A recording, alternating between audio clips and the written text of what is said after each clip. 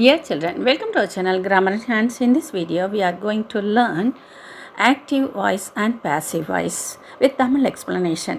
இதோட ப்ரீவியஸ் வீடியோவில் ஆக்டிவ் வாய்ஸ்னால் என்ன, பேசிவ் வாய்ஸ்னால் என்ன, ஆக்டிவ் வாய்ஸோட ஸ்ட்ரக்சர், அதனுடைய அமைப்பு, அந்த சென்டென்ஸோட ஃபார்மேட் எப்படி இருக்கும், பேசிவ் வாய்ஸோட ஃபார்மேட் எப்படி இருக்கும் அப்படிங்கிறதெல்லாம் நம்ம பார்த்தோம். இப்போ இந்த வீடியோவில் ஆக்டிவ் டு பேசிவ் மாற்றும் பொழுது சப்ஜெக்டும் ஆப்ஜெக்ட்டும் வந்து இடம் மாறும். அப்போ அந்த சப்ஜெக்ட் முன்னாடி இருக்கிற சப்ஜெக்ட் பைக்கு பின்னாடி போகும் பொழுது என்னவா மாறும், எப்படி மாறும் அப்படிங்கிறத பற்றி பார்க்க போகிறோம்.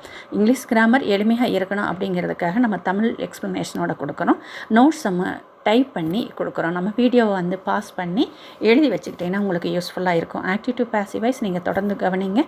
இது நம்மளோட செகண்ட் வீடியோ. இதில் ஒரு 4 or 5 வீடியோஸ் போடும் பொழுது தான் உங்களுக்கு அந்த கிராமர் ஈஸியாக இருக்கும்.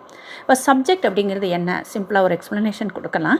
Subject is the doer of the action. அந்த செயலை செய்வது தான் வந்து சப்ஜெக்ட். கருத்தா அப்படின்னு சொல்லி தமிழில் சொல்லுவோம், எழுவாயின்னு சொல்லி சொல்லுவோம்.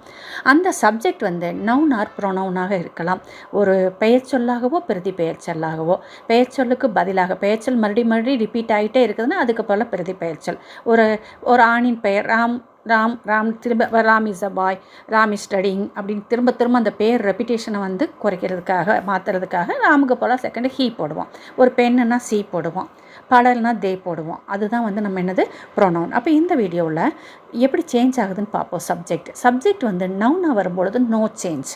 இப்போ எக்ஸாம்பிள் ராம் பாட்டியா கார்னு சொல்லும் பொழுது a car was pat by Ram அப்படியே பின்னாடி போயிடுது. ராம் வந்து வித்தவுட் எனி சேஞ்ச் போயிடுது.